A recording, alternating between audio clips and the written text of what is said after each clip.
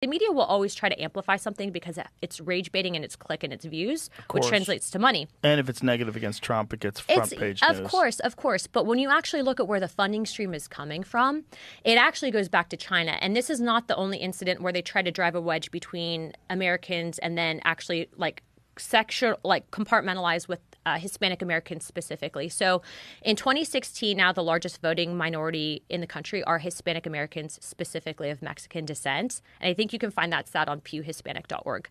So when you're looking at voting demographics, how could you influence an entire demographic to help skew or influence a midterm election? And it would be specifically probably on the immigration topic to try to race bait people. But then you have this aspect of the same guy, Neville Singham.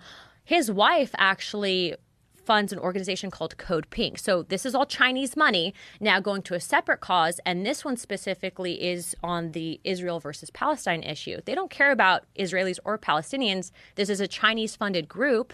And what they're doing is they're using that front in an effort to then divide on that topic as well. So it's a multifaceted approach using minority classes in order to actually push the end goal, which would be communism.